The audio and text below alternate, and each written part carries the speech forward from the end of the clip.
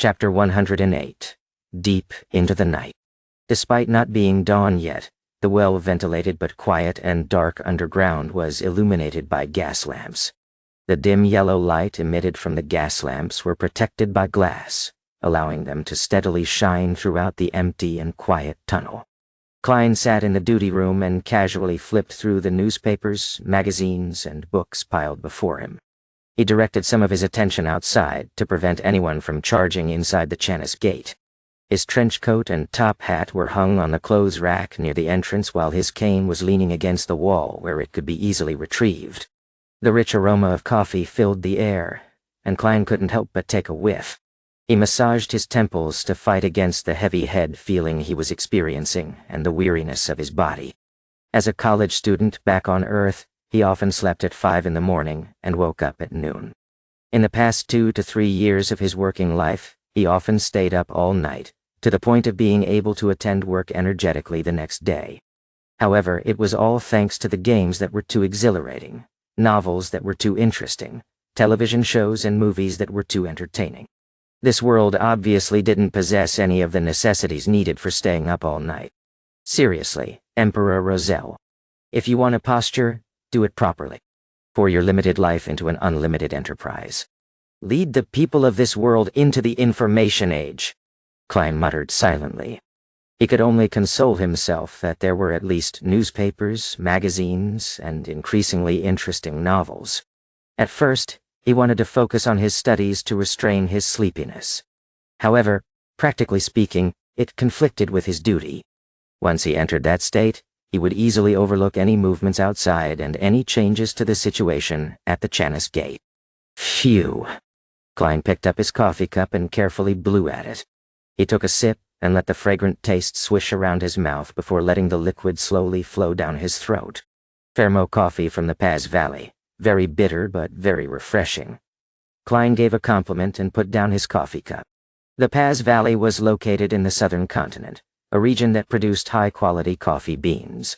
It was currently being fought over by the Intis Republic and the Lone Kingdom. They both built colonist settlements on the left and right banks of the Paz Valley and had destroyed the original Paz Kingdom. In the eerie silence, Klein casually picked up a magazine and realized that it was Ladies' Aesthetic, which talked about fashion and dating. This must be from Roseanne, he murmured in amusement as he flipped through it with his interest peaked. Maybe it was due to the sudden advancement of camera technology in the past decade or so. Not only did the magazine use a lot of illustrations, it even used monochrome pictures as their content, just like the newspapers. They fashionably invited the famous play and musical actors to model the charms and the magical pairing of the clothing.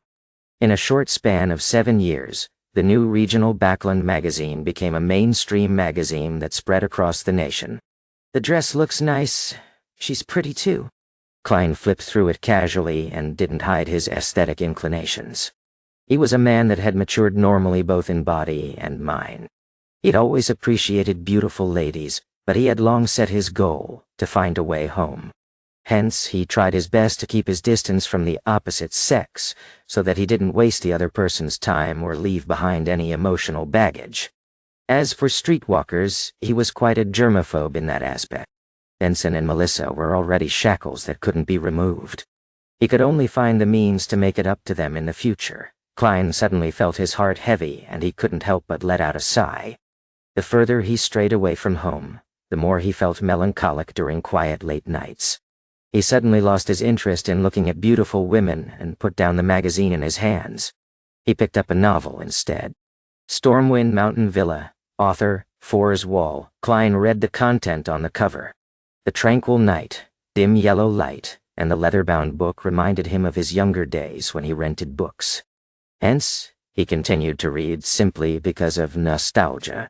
Stormwind Mountain Villa was a novel about Lady Sissy, who was 1.65 meters tall and weighed 98 pounds. It was a story of her embarking as a home tutor in the Fruze Mountain Villa. 1 pound is about half a kilogram? Is this Jane Eyre of an alternate world? Klein caressed his fingers against the smooth paper as he began making guesses of the subsequent content. However, just as he thought it was a romance novel, an evil spirit emerged in the story. When he believed that it was a ghost story, Lady Sissy revealed herself as a detective and made a marvelous deduction. Just as Klein felt that it was definitely a detective novel, the main male character took a heavy blow to the head and lost his memory. Then, it became a heart-rending drama. In the end, it's still a romance book. Klein closed the book and drank a mouthful of coffee. Thump! Thump! Thump! A ferocious knocking was suddenly heard as it reverberated in the dim and quiet empty corridor. Klein jumped in shock as he immediately turned tense. He instinctively drew his revolver from his underarm holster, adjusted the cylinder and hammer. Then he slowly walked to the door and looked for the source of the sound. Thump! Thump! Bang! Bang! Bang! The thumping became more and more intense. Klein looked in the direction of the sound and saw the black outward swinging gates that were engraved with 7 sacred emblems. Sounds from beyond the Chanis Gate. He squinted his eyes and his heart was beating like a drum. Bang! Bang! Bang! Klein saw Chanis Gate shake gently, and he sensed the massive impact it was withstanding. It can't be, right? I'm encountering something on my first day on duty? Did I get an unlucky constitution after I transmigrated? Klein's right hand broke into cold sweat as it held the revolver. Very soon he recalled the captain's instruction. Do not open Chanis Gate no matter what you hear, unless it is opened from the inside. Could this be a normal phenomenon? Klein suddenly calmed down. Bang! Bang! Bang! Thump! Thump! Thump! The commotion beyond the Chanis Gate grew in intensity, but the heavy black metal gates only shook. Otherwise, it didn't show any unusual signs. This is normal. I nearly died from the shock, Klein muttered, before he prepared to return to the duty room. Just then, he heard a sharp, grinding noise. He looked at the heavy Chanis Gate bulging outwards as a crack appeared in its surface. Zing! In the jarring noise, Klein's almost fixed eyes saw a figure. Its height was about the length of a man's arm, and it was wearing a classic, black, miniaturized regal gown. There was an obvious stain on the gown. It had a not-so-exquisite face, black eyes, and tightly sealed lips. It was a cloth puppet, a toy cloth puppet. At that moment, when Klein was about to subconsciously raise his gun to take aim, the cloth puppet leaned heavily into the crack in Chanis Gate and unfurled the paper it was holding. There were many symbols that represented concealment on the paper, some that Klein knew and some that he had yet to learn. Together, they formed a vertical eye. Klein had yet to understand the situation when the regal-gowned puppet was suddenly dragged back by a shapeless force to the back of Chanis Gate. Creak! Chanis Gate closed once again, with no more knocking or pounding sounds. The basement regained its tranquility and silence as though nothing had happened. I have to inform Captain that Chanis Gate was opened from the inside, but it closed itself. At that moment, Klein's mental facilities returned to him as he felt alarm, fear, and doubt. A few seconds later, he recalled what the cloth puppet was. Since he was an official member of the Nighthawks, he was given the clearance to know about the Grade 3 sealed artifact sealed behind Chanis Gate. Number 625. Name: Misfortune Cloth Puppet. Danger Grade 3. Considerably dangerous. It has to be used carefully. It can only be requested for operations that require 3 or more people. Security classification: official Nighthawk member or above. Sealing method: only needs to be separated from humans. Description: the cloth puppet is wearing a regal gown which was popular in around the year 1300. The gown has a stain that is almost impossible to remove. It is uncertain if the stain was present from the very beginning. In a few tragic cases of individual family financial crises recorded in Tingen, the police noticed the existence of the puppet. It was always placed in the children's bedroom, on the side table next to the bed.